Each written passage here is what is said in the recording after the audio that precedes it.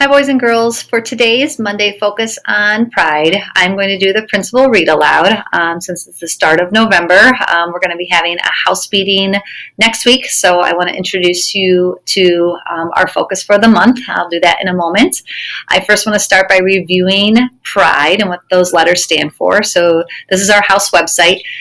The P stands for performance, the R stands for respect, the I is for integrity, the D is for determination, and the E is for effort.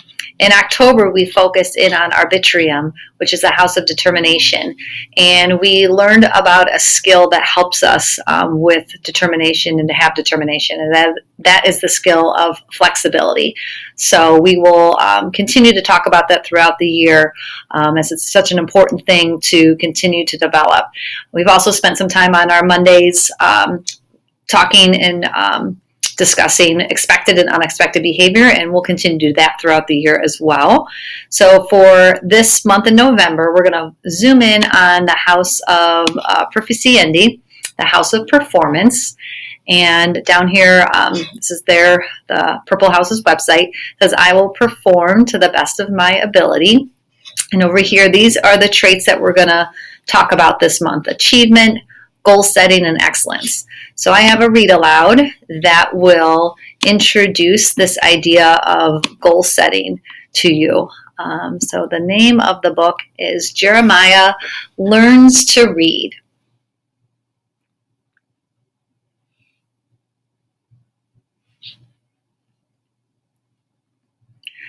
Jeremiah knew how to build a split rail fence, and he knew how to cook buttermilk pancakes.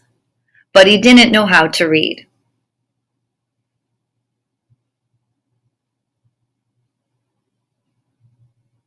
Jeremiah knew how to make a table out of a tree or sweet syrup from its sap, but he didn't know how to read.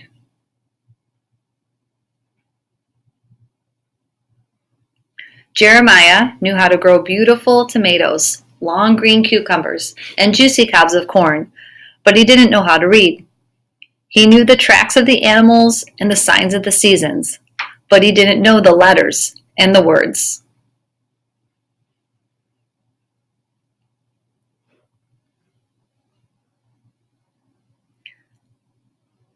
I want to learn to read, he said to his brother Jackson.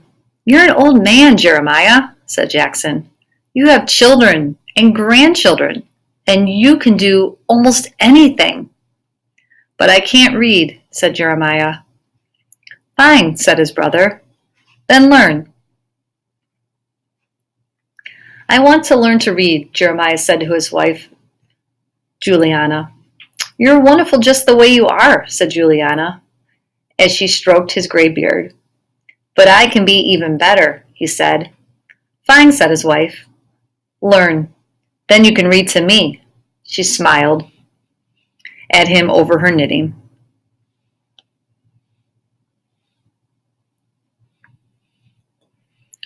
I want to learn to read, Jeremiah said to his old sheepdog.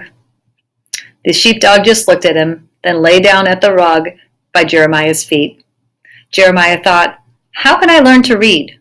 My brother can't teach me. My wife can't teach me. This old dog can't teach me. How will I learn? Jeremiah thought, and then he smiled.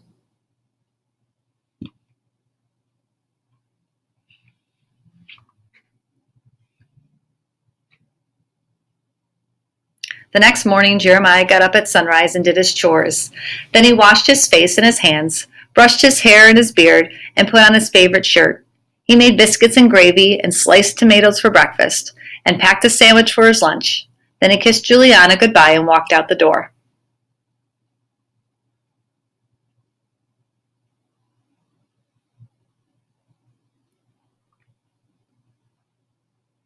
He joined a group of children walking down the tree-shaded lane. When they went into the schoolhouse, Jeremiah went in too. Mrs. Trumbull smiled when she saw him. I want to learn to read, he told her. She pointed toward an empty seat, and Jeremiah sat down. Class, said Mrs. Trumbull, we have a new student today.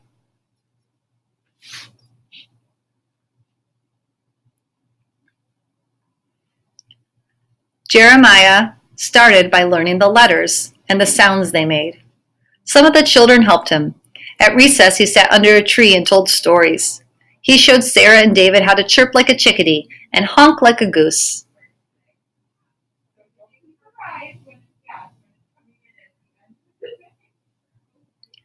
Soon Jeremiah was learning words. He studied his lessons carefully. He practiced his writing every day.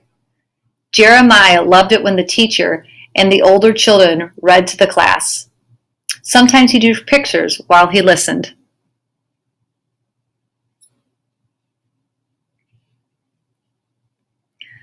Jeremiah was learning, but he was teaching too. He showed the Miller twins how to whittle with a pocket knife.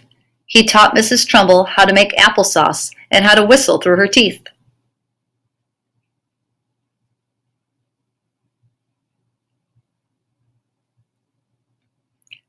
After a while, Jeremiah was putting words together and writing his own stories. He wrote about saving a baby squirrel. He wrote about swimming in the river. He wrote about the day he met his wife. Juliana watched Jeremiah practicing his writing on the table after supper. "When are you going to read to me?" she asked. "When the time is right," he answered.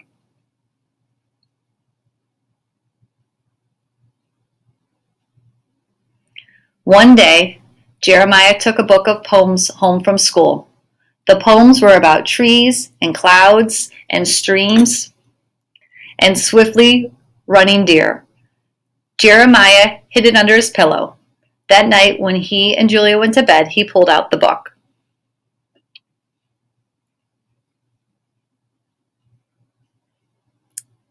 "Listen," he said.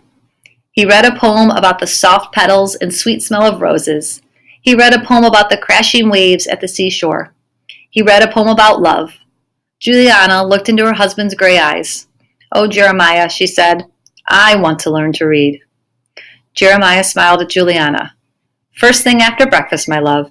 And Jeremiah turned off the light.